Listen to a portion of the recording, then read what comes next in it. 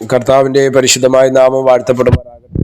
ധീരമായ ഒരു പ്രഭാതം കൂടെ കണ്ട് കർത്താവിനെ സ്തുതിപ്പാൻ ദൈവം ഇടവരുത്തിയ ദൈവത്തിൻ്റെ മഹാകരുണയെ ഓർത്ത് ഈ പ്രഭാതത്തിൽ നന്ദി നിറഞ്ഞ ഹൃദയത്തോടെ ദൈവത്തെ സ്തുതിക്കുകയും വാഴ്ത്തുകയും ചെയ്യുന്നു. ഈ സന്ദേശം കേൾക്കുന്ന എല്ലാ പ്രിയപ്പെട്ടവർക്കും വീണ്ടും വരുന്നവനായ ക്രിസ്തയേശുവിൻ്റെ നാമത്തിൽ എൻ്റെ പ്രഭാത വന്ദനങ്ങളെ ഈ നിമിഷം ഓർപ്പിക്കട്ടെ.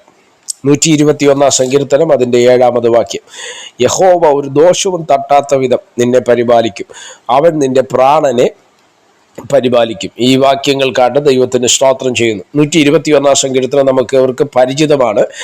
ദൈവത്തിൽ ആശ്രയിക്കുന്ന അല്ലെങ്കിൽ ദൈവത്തിൻ്റെ കണ്ണുകളിലേക്ക് നോക്കുന്ന ഒരു ദൈവവൈദ്യൻ്റെ ജീവിതത്തിൽ നടക്കുന്ന നന്മകളെ കുറിച്ചാണ് 121 സങ്കീർത്തനത്തിൽ നമ്മൾ വായിക്കുന്നത്. അതിൻ്റെ ആദ്യ വാക്യം നമുക്ക് അവർക്ക് പരിചിതമാണ്. ഞാൻ എൻ്റെ കണ്ണ് പർവ്വതങ്ങളിലേക്ക് ഉയർത്തുന്നു, എനിക്ക് സഹായം എവിടെ നിന്ന് വരും? എൻ്റെ സഹായം ആകാശത്തെയും ഭൂമിയും ഉണ്ടാക്കിയ യഹോവയിങ്കിൽ നിന്ന് വരുന്നു. അപ്പൊ ദൈവത്തിങ്കിൽ നിന്ന് സഹായം വരുന്ന നമുക്ക് ലഭ്യമാകുന്ന നന്മകൾ, അനുഗ്രഹങ്ങൾ പലതാണ് അല്ലേ.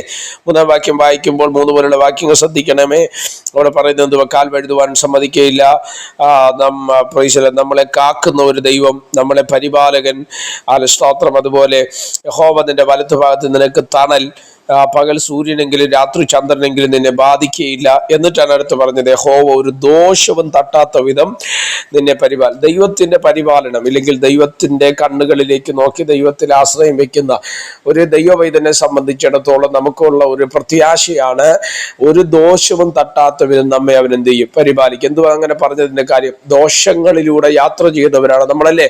പലതരത്തിലുള്ള ദോഷങ്ങൾ നമ്മുടെ ജീവിതത്തിൽ വന്നു കയറാറുണ്ട്. പൈശാചികമായിട്ടും മാനസികമായിട്ടും ഒക്കെ പലതരത്തിലുള്ള ദോഷങ്ങൾ നമ്മുടെ ജീവിതത്തിൽ കടന്നു വരണം. എന്നാൽ ദൈവവചനം ഇങ്ങനെ പറയുന്നു, ദൈവത്തിന്റെ കണ്ണുകളിലേക്ക് നോക്കി അവനിൽ ആശ്രയം വെക്കുന്ന ഒരു ദൈവവൈദ്യനെ സംബന്ധിച്ചിടത്തോളം ഒരു ദോഷവും തട്ടാത്ത വിധം അവൻ നമ്മെ പരിപാലിപ്പാൻ തക്കവണ്ണം ശക്തനാണ്. സ്തോത്രം, ഹല്ലേലൂയ. അടുത്ത വാക്ക് ശ്രദ്ധിക്കണേ, അവൻ നിന്റെ പ്രാണനെ പരിപാലിക്കുന്ന ദൈവം. ഇന്ന് പ്രഭാതത്തിൽ ഈ സന്ദേശം നിങ്ങൾ കേൾക്കുമ്പോൾ സ്തോത്രം, ഹല്ലേലൂയ, ദോഷം തട്ടാതെ കൊണ്ട് നമ്മെ സഹായിക്കുകയും അപ്പോൾ തന്നെ നമ്മുടെ പ്രാണനെ ദൈവം പരിപാലിക്കുന്ന ദൈവമെന്ന് തിരുവചനത്തിലൂടെ നമുക്ക് വ്യക്തമാക്കുവാൻ തക്കവണ്ണം ഇടവരുന്നത് കൊണ്ട് ആ ദൈവത്തിൽ ആശ്രയിച്ച് ദൈവത്തിന്റെ കണ്ണുകളിലേക്ക് മാത്രം നോക്കിക്കൊണ്ട് മുന്നോട്ട് പോകുവാൻ സ്വർഗത്തിലെ ദൈവം നമുക്ക് കൃപ നൽകട്ടെ.